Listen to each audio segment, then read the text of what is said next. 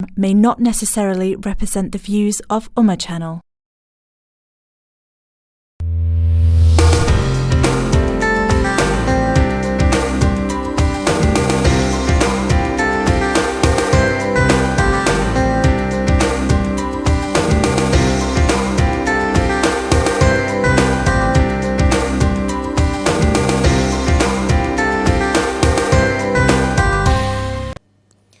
अस्सलामु अलैकुम वरहमतुल्लाहि ताला वबरकातुहू। नाजरीन, હું તમારી સામે ઇસ્લામિક જીવન ક્વેશ્ચન આન્સરનો પ્રોગ્રામ લઈને હાજર છું. મને ઉમ્મીદ છે કે તમે ધ્યાનથી સાંભળશો અને તમારા જે સવાલો હશે તેને અમારી સેવામાં રજૂ કરી તેના જવાબો હાસિલ કરવાની કોશિશ કરશો. અમારા પ્રેઝન્ટર મૌલાના ઇદરીસ સાહેબ કિબલા આજે બીમાર છે અને તેમની તબિયત સારી નથી, અવાજ બેસી ગયો છે એટલે તેઓ આવી નથી શક્યા. પણ અલ્હમ્દુલિલ્લાહ હું એકલો તમારી સમક્ષ તમારા સવાલો લઈને તમારા જવાબો આપવાની કોશિશ કરીશ. તો મને તમારા સવાલોનો ઇંતજાર રહેશે. તો ઉમ્મીદ કરું છું કે તમે જલ્દીથી તમારા સવાલો વિચારીને રાખશો અને અમે અમારા જવાબો લઈને તમારી સેવામાં હાજર રહીશું. ગયા સપ્તાહમાં આપણે વાત એ વિશે કરતા હતા કે આજે જે શાદીઓ થઈ રહી છે તે જલ્દી થાય પણ છે અને જલ્દી તૂટી પણ જાય છે. તેના કારણો શું છે અને આપણે એ કારણોને શોધીને જે શાદીઓ તૂટી રહી છે તેને તૂટવાથી સ્ટોપ કરવા માટે શું કરવું જોઈએ, તેના પગલાં લેવા જોઈએ, તો તે વિશે આપણે ચર્ચા કરી રહ્યા છે. ઘણા બધા સવાલોના જવાબો ગત વીકમાં આપવામાં આવ્યા હતા અને તેમાંથી અમુક સવાલો બાકી પણ હતા. તો અમે તમને કહ્યું હતું કે ઇન્શાઅલ્લાહ આવતા વીકમાં અમે તમને એ સવાલોના જવાબો આપીશું. તો પ્રેસ્ટનથી એજાઝભાઈ કબીર તરફથી એક સવાલ કરવામાં આવ્યો હતો કે અહીંયાના લોકો આજે એ પ્રમાણે પણ કરે છે કે અહીંયાનો છોકરો હોય અને કોઈ બહાર દેશની છોકરી લાવે તો તેના માટે પૈસા નક્કી કરવામાં આવે છે. જે આપણી સાથે કોલર છે, આપણે પહેલે કોલ લઈએ અને ત્યાર પછી આપણી ચર્ચાને આગળ વધારીશું. પ્રેસ્ટનથી છે મુબારકભાઈ. અસ્સલામુ અલૈકુમ. वालेकुम अस्सलाम वरहमतुल्लाहि वबरकातुहू. माशाअल्लाह, सुबहानल्लाह. अल्लाह सुब्हानहु व तआला તમારી આ દીની ખિદમતને કબૂલ ફરમાવે અને ઇસ્લામી જીવન પ્રોગ્રામમાં તમારું વેલકમ છે, સ્વાગત છે. આ તમારો સવાલ રજૂ કરશો. અચ્છા મૌલાના સાહેબ, કોઈ મરહૂમ થઈ ગયું હોય અને આપણને ખબર છે કે ભાઈ તેમની કઝા નમાઝો બાકી રહી ગઈ છે, તો એને કઈ રીતના અદા કરી શકીએ છીએ અને તેનો કફારો માટે કઈ રીતનો હું કરી શકીએ તેના માટે જરા થોડા માલુમાત આપશો. હા, બીજો કોઈ સવાલ છે? હા, આપણે શાદીઓ કરવામાં કોઈ બી મુસલમાન બીજી મુસલમાનની હાથી શાદી કરી શકે? કોઈ એવો ઇસ્લામે કોઈ એવી દોરવણી આપેલી છે કે જેનાથી આપણે તેને સામે રાખીને રિશ્તો દોરી શકીએ? હા. અને ત્રીજો સવાલ છે, મકરૂહે તહેરીમી કોઈ એવા કોઈ અવાજો કરવાથી વારંવાર થઈ શકે છે? હા, બીજો કોઈ સવાલ? હા, બસ. જઝાકલ્લાહ. ઓકે, ઇન્શાલ્લાહ સાંભળતા રહેશો. તમારા સવાલોના જવાબો ઇન્શાલ્લાહ આપવામાં આવશે. હા, તો આપણે ચર્ચા એ કરી રહ્યા છે કે ભાઈ શાદીઓ જલ્દી થાય છે અને તૂટી જાય છે. અને એજાઝભાઈ કબીરે સવાલ કર્યો હતો કે લોકો પૈસા લે છે કે 10,000 પાઉન્ડ આપો તો અમે શાદી કરીએ, 15,000 પાઉન્ડ આપો તો શાદી કરીએ.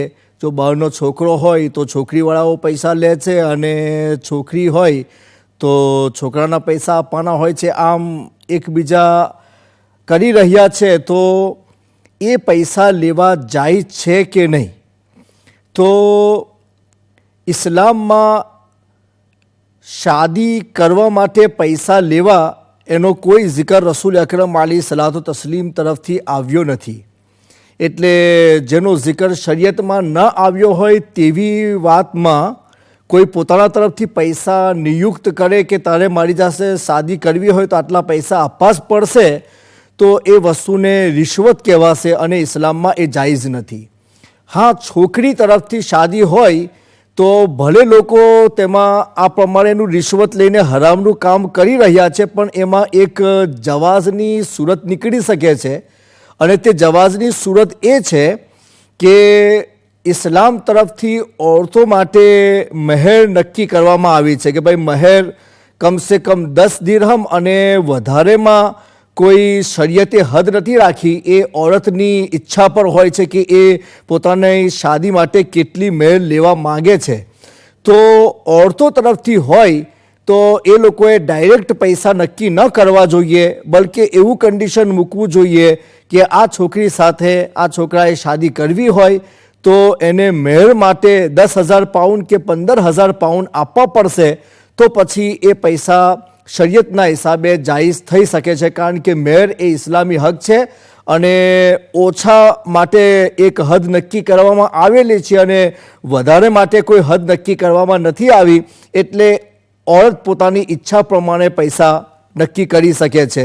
તો આ રસ્તો જવાઝનો છે. ડાયરેક્ટ નક્કી કરવામાં આવે તો એ ચાલી શકતું નથી. અને આપણા કલર મુબારક ભાઈ ઘંટીવાલા જેમણે પ્રેસ્ટનથી આપણને સવાલ કર્યો હતો, તો આપણે તેમના સવાલ અને પછી તેના જવાબ તરફ જઈએ. મુબારકભાઈ એ સવાલ કરે છે કે કોઈ માણસનું અવસાન થઈ ગયું અને તેની અમુક નમાઝો કઝા રહી ગઈ છે. હવે મરી ગયા પછી એ કઝા નમાઝો તો પડી શકતો નથી, કારણ કે એ તો દુનિયાથી દારૂલ અમલથી દારૂલ જઝામાં ચાલ્યો ગયો છે. તો હવે એને પોતાની કઝા નમાઝોનો કોઈક રસ્તો કાઢવો હોય તો એ તો કાઢી શકતો નથી, પણ એના તરફથી એના વારસદારો કોઈ રસ્તો કાઢવા માંગે તો તેઓ રસ્તો કાઢી શકે છે.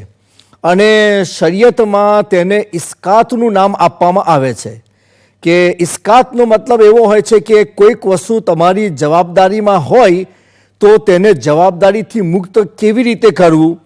તો મરી ગયા પછી કોઈની નમાઝો બાકી રહી હોય અને એ વસિયત કરીને ગયો હોય કે મારા માથા આટલી નમાઝો બાકી છે અને તમે લોકો મારા તરફથી મારી નમાઝોનો કફારો આપી દેશો, તો પછી એના માલમાંથી 1/3 કફારો આપવામાં આવશે. એટલે ત્રીજો ભાગ જે હોય તે વસિયત તરીકે કફારામાં આપવામાં આવશે.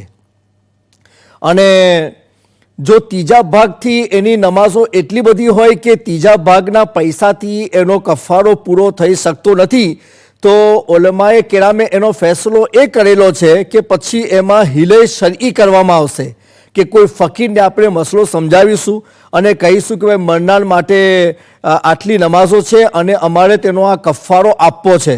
હવે પૈસા ઇનફ નથી તો તમે જો એ મુર્દાર પર એહસાન કરવા માંગતા હોય તો એવું કરી શકો છો કે અમે તમને આ ફેદિયાની રકમ આપીશું, તો જેટલી નમાઝોની રકમ બની શકે છે એટલી અમે તમને આપીશું. તમે કબૂલ કરી લો અને કબૂલ કર્યા પછી તમે અમને હદિયા તરીકે પાછી આપો, અમે પાછા લઈશું અને પાછી જેટલી નમાઝોનો ફેદિયો બની શકે છે એટલી નમાઝો ગણીને પાછો અમે તમને આપીશું. આમ કરીને જો અલગ અલગ વખત કરવામાં આવે તો ઓછા પૈસામાં વધારે નમાઝોનો ફેદિયો અદા થઈ શકે છે. હવે સવાલ એ છે કે આ પ્રમાણે ફેદિયો અદા કરી શકાય છે, કારણ કે નમાઝ માટે કોઈ ચાહે કે ભાઈ કોઈ માણસ નમાઝ છોડીને ગયો હોય તો બીજો માણસ એની નમાઝ પઢી લે, તો ઇસ્લામ એનું પરમિશન આપતો નથી કે બીજો માણસ એની નમાઝ પઢી લે. પણ હા, ફેદિયો આપી શકાય છે. તો તેનો શરઈ જવાઝ એ છે કે કુરાન શરીફમાં આવ્યું છે વઅલલ લઝીના યુતીકુનહુ ફિદ્યતુન તઆમુ મિસ્કીન, કે જે માણસ બીમાર હોય અને એટલો બધો બીમાર છે કે એને ફ્યુચરમાં ભવિષ્યમાં સારું થઈ જવાનો કોઈ સંભવ નથી, તો તેવા માણસે રમઝાન શરીફના રોઝા ન રાખી શકે તો દરેક રોઝા માટે તેને એક કફારો એટલે સદકાએ ફિતર આપવાનો હોય છે. તો એક રોઝાનો એક સદકાએ ફિતર એ કફારો બને છે. પણ લોકોને આ જગ્યા પર એક ખોટી સમજ એ છે કે એવું સમજો કે આપણે બીમાર હોય તો રોઝા નથી રાખી શકતા, તો ફેદિયો આપી દેવાનો, આપણા રોઝા એની જગ્યા પર આવી જાય, તો એ ખોટું છે. ફેદિયો ત્યાં જ આપી શકાય છે કે ભવિષ્યમાં પણ તમે એ બીમારીથી સારા નથી થઈ શકતા, તો તમે સદકાએ ફિતર આપીને એક રોઝાનો સદકાએ ફિતર એક રોઝા માટે થઈ શકે છે.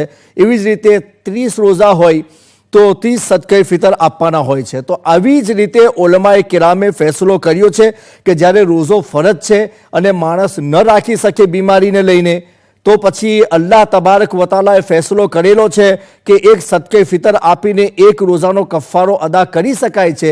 તો એવી જ રીતે નમાઝ પણ ફરજ છે અને મરનાર મરી ગયો છે, હવે એ ફરજ અદા કરી શકતો નથી તો મજબૂર બની ગયો, તો જેમ રોઝાનો ફેદિયો આપવામાં આવ્યો એ જ પ્રમાણે આપણે નમાઝોને જો એક સદકે ફિતર આપીને એક નમાઝનો ફેદિયો આપવામાં આવે તો આ પ્રમાણે નમાઝોનો કફારો થઈ શકે છે. અમુક લોકો અહીંયા એવી પણ શંકા પેદા કરે છે કે આ વસ્તુ ખોટી છે અને પૈસા આપીને જો આ પ્રમાણે નમાઝોનો ફેદિયો અદા કરવામાં આવે તો લોકો નમાઝો નહીં પડે અને વિચારશે કે ચાલો આપણે મરી જઈશું ત્યારે આપણા પૈસાથી આ પ્રમાણેનો ફેદિયો આપી દેવામાં આવશે, તો એ પ્રમાણે કોઈનો વિચાર હોય તો એ ખોટો છે. ઇસ્લામે મજબૂરીના સમયે આ હુકમ આપેલો છે, તો એને હીલો કહેવામાં આવે છે, એક બહાનું કહેવામાં આવે છે. અને કુરાન શરીફથી પણ એનો સબૂત છે કે હઝરતે અય્યુબ અલૈહિસ્સલામે કસમ ખાધેલી હતી કે હું મારી વાઈફને 100 દંડા મારીશ.